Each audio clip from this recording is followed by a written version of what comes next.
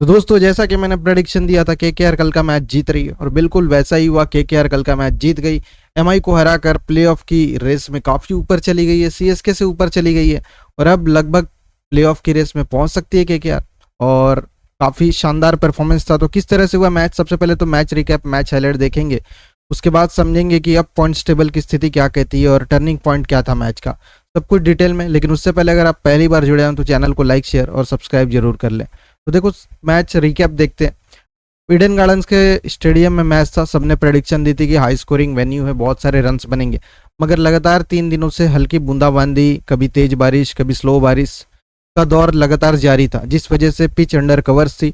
और उसका असर हमको मैच के इनिशियल ओवर्स में ही दिखा, जब कैमरन ग्रीन और सौरभ दुबे दोनों ने अपनी स्विंग से परेशान किया एमआई के बल्लेबाजों को और पावर प्ले के अंदर ही 4 बल्लेबाजों को सस्ते में निपटा दिया।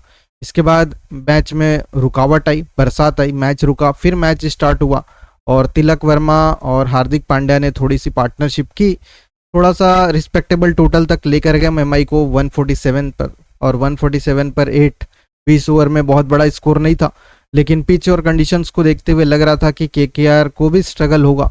और केकेआर की बैटिंग तो पहले से स्ट्रगल कर रही थी और उस पे दीपक चहर ने पहले ही ओवर में जब फिन एलन को आउट कर दिया तो लगा कि शायद ये मुकाबला एमआई भी लेके जा सकती है, क्योंकि मैच में पिच से काफ़ी हेल्प मिल रही थी पेसर्स को और स्विंग मिल रही थी। लेकिन मास्टर स्ट्रोक खेला केकेआर की टीम ने मनीष पांडे को 3 नंबर पर भेज के। अंगरीश रघुवंशी भी अच्छे बल्लेबाज है, बैटिंग पूरा टूर्नामेंट अच्छी की है, मगर मनीष पांडे टेक्निकली साउंड और ऐसे सिचुएशन, ऐसे कंडीशन में ऐसे ही बैट्समैन की ज़रूरत होती है। और वहीं पर मास्टर स्ट्रोक खेला केकेआर की टीम ने, भेज दिया मनीष पांडे को। मनीष पांडे ने काफ़ी अच्छी इनिंग्स खेली, 45 रन बनाए 33 गेंदों पर। और उनको साथ मिला रोमन पॉवेल, जो पूरे टूर्नामेंट फ्लॉप थे, रन्स नहीं आ रहे थे उनके बैट से। उन्होंने भी कल 40 रन की इनिंग्स खेली 30 गेंदों पर। और ये बैटिंग परफॉर्मेंस की वजह से केकेआर ने टारगेट को 18.5 ओवर्स में ही चेस कर लिया। स्कोर छोटा था मगर अच्छा स्कोर था पिच और कंडीशन को देखते हुए। कैमरन ग्रीन ने बॉलिंग और फील्डिंग ज़बरदस्त की कल, 2 विकेट्स उन्होंने भी लिए और दिखाया कि इस साल जो उन पर इन्वेस्टमेंट हुआ इतना बड़ा, उसके लिए वो कैपेबल है। और कल जाके ऐसा लगा कि हाँ, असल में कैमरन ग्रीन ऑलराउंडर है। विकेट्स लिया और दिखाया कि बॉलिंग में भी जान है उनके, और टीम को काफ़ी ज़्यादा बेनिफिट हुआ कल के परफॉर्मेंस से। तो ये तो हुआ पूरा मैच रिकैप, मैच हाइलाइट्स। अब पॉइंट्स टेबल देख लेते हैं एक बार, पॉइंट्स टेबल के हालात अब क्या हो गया। तो देखो, सीएसके को नीचे करके केकेआर पहुंच गई है 6th पोजीशन पे। अब केकेआर के लिए बहुत अच्छी सिचुएशन बन गई है, क्योंकि अगर मान लो सीएसके अगला मैच जीत भी जाती है, जो कि आज होने वाला है जीटी के खिलाफ, तो सीएसके 14 पॉइंट पर पहुंचेगी। लेकिन केकेआर अगर अपना अगला मैच जीतती है तो 15 पॉइंट्स तक जा सकती है। तो केकेआर के लिए बहुत अच्छी अपॉर्चुनिटी है। बस उसको ये एक्सपेक्ट करना होगा कि राजस्थान रॉयल्स का जो एमआई के खिलाफ मुकाबला है, वहाँ पर राजस्थान रॉयल्स को हार का सामना करना पड़े। बस ये उम्मीद करनी होगी, ताकि राजस्थान रॉयल्स 16 पॉइंट तक ना पहुंचे और केकेआर 15 पॉइंट्स पर क्वालिफाई कर सकती है। उनके आड़े एक और टीम आएगी, पंजाब किंग्स।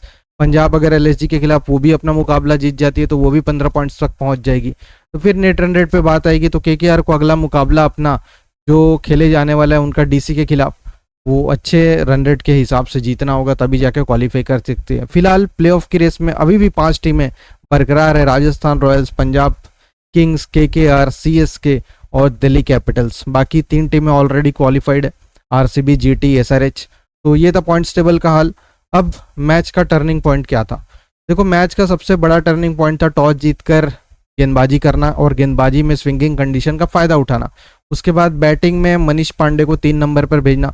ये सारी मैच टर्निंग पॉइंट्स थी और इन वजहों से ही कहीं ना कहीं केकेआर को जीत मिली और केकेआर ने सिचुएशन, कंडीशन और ओवरकास्ट जो फ़ायदा मिल रहा था गेंदबाजों को, सारी चीज़ों का फ़ायदा उठाया और बहुत ज़बरदस्त तरीके से परफॉर्मेंस दी। तो केकेआर फाइनली एक बार फिर रेस में बरकरार है प्लेऑफ की। केकेआर अभी जिंदा है और प्लेऑफ की आस जगी हुई है। तो सारे केकेआर फैंस के लिए खुशखबरी है, बहुत अच्छी खबर है।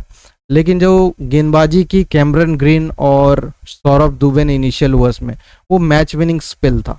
मैच विनिंग में इसलिए कह रहा हूँ क्योंकि देखो, क्वालिटी मुंबई इंडियंस के पास भी थी, दीपक चहर, जसप्रीत बुमराह, लेकिन वैसे कंट्रोल के साथ उन्होंने गेंदबाजी नहीं की जिस प्रकार की गेंदबाजी कैमरन ग्रीन और सौरभ दुबे ने की।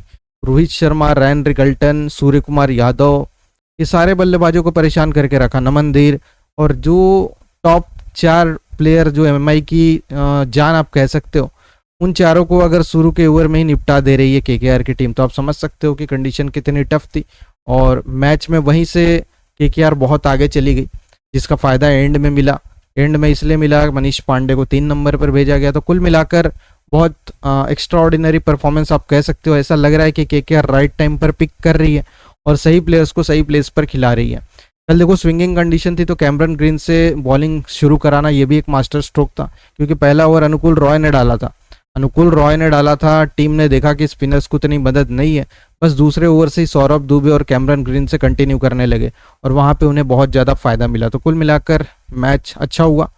एमआई तो पहले से ही एलिमिनेटेड है, तो उसके लिए कुछ खास था नहीं, लेकिन जो प्राउडली मूवमेंट के लिए मैचेस खेले जा रहे हैं एमआई और एलएसजी के तरफ से, वैसा कुछ परफॉर्मेंस आया नहीं। साथ में हार्दिक पांड्या पर फिर सवाल उठ गए। हार्दिक पांड्या आए, टीम को हार का सामना करना पड़ा। इससे पहले बुमराह ने कप्तानी की थी, टीम जीत रही थी। तो शायद कप्तानी में ही कुछ दोष है या उनके किस्मत ही खराब है। जो भी हो, सवाल उठते रहेंगे हार्दिक पांड्या पर और एमआई मैनेजमेंट पर। कप्तानी को लेकर अगले सीजन कुछ ना कुछ बड़ा होगा। लेकिन फिलहाल इस वीडियो में इतना ही। और भी लेटेस्ट अपडेट्स के लिए चैनल को सब्सक्राइब कर लो और वीडियो को ज़्यादा से ज़्यादा शेयर कर दो।